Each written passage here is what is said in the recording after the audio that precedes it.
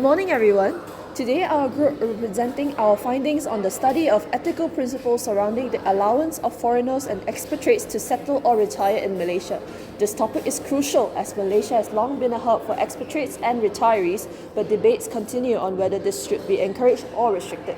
To better understand public opinions on this issue, our group conducted a survey using Google Forms where we received an unexpected and overwhelming 101 responses within 4 days. This gave us valuable data into what Malaysians and foreigners think about the presence of expatriates and retirees in the country. This presentation today will cover our data gathered from the survey and analysis of data from philosophical perspectives. First of all, we recorded the demographic profile of our respondents to understand and interpret the results more accurately.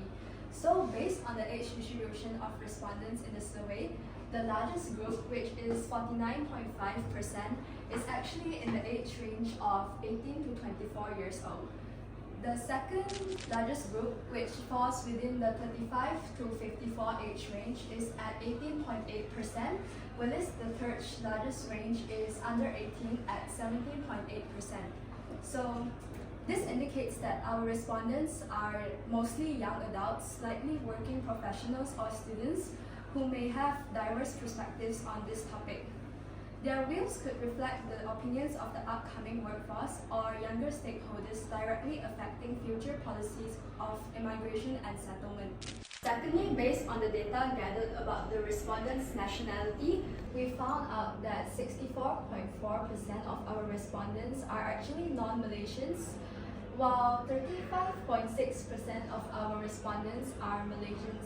So this indicates that the majority of participants in the survey are non-Malaysians. This demographic insight suggests that the opinions expressed in the survey primarily reflect the perspectives of non-Malaysians. Their view might be shaped by their personal experiences or aspirations related to Malaysia, while the smaller percentage of Malaysian respondents might represent a local viewpoint. Now, let's move on to our key findings from the survey.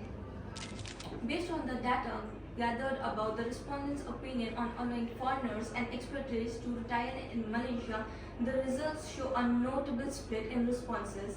The largest segment at 40.6 remained neutral, 30.7 somewhat supported, and 23.8 strongly supported, indicating that a combined majority of 54.5 overly are in favor. Meanwhile, 4% somewhat disagree and 1% strongly disagree, totally 5% who are not supportive. This suggests that while most respondents have a generally positive outlook on allowing foreigners to settle or retire in Malaysia, a significant minority still harbor reservations. This relates to cosmopolitan ethics, principle of global citizenships. Cosmopolitanism argues that individuals, regardless of their nationality, are citizens of the world and should be treated with equal and moral consideration. Global justice, a cosmopolitan view, would suggest that expatriates should be allowed to settle or retire in Malaysia as they have the right to seek better opportunities, just like anyone else. International responsibilities. Malaysia, as an international community, has an ethical obligation to accommodate people from different countries and foster global cooperation. Ethical consideration. This approach would support the idea that policies should reflect global interconnectedness and that individuals should not be denied the opportunity to live in Malaysia simply due to their nationality. Reflecting through the responses, we notice an individual's response that was the perfect example of a slippery slope fallacy. They believe allowing expatriates to settle or retire in Malaysia will eventually lead to complete erosion of local culture, the loss of jobs for Malaysians, and just overwhelm Malaysia's society in general. Inevitability lead. The slippery slope fallacy assumes that allowing expertise to settle will lead to uncontrollable negative outcomes. Of course, there is no evidence that supports this, but we understand how it can be a cause for concern for Malaysians. This question falls under the rights and sovereignty philosophy. Malaysians should get the rights to protect their natives. However, the foreigners should be treated as equals with Malaysians. There is a split difference between whether foreign retirees should have the same rights as Malaysian citizens in terms of their health, property, and social benefits. With 101 responses, 39.6% believe that foreign retirees shouldn't have the same rights, while 60.4% believe that they should have the same rights as the locals. This response is a more disputed explanation because many individuals believe that foreign retirees should be treated equally with Malaysians, which is a more open and inclusive approach. Others may believe this is an opportunity to increase international contributions. On the other end of the spectrum, a sizable percentage opposes the idea of foreigners being granted the same rights as Malaysians. This could be due to the fact that resources become more vital while opportunities for locals shrink. There are also concerns about nationalistic feelings, which suggest that natives should be prioritized.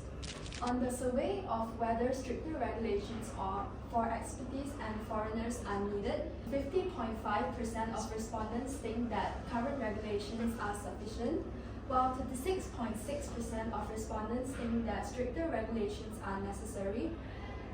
A smaller group, which is 12.9%, thinks that regulations should be more lenient, reflecting diverse views on balancing fairness and openness.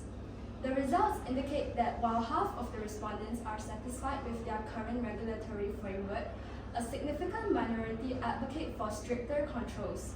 At the same time, a smaller segment supports more leniency, reflecting diverse opinions on this issue.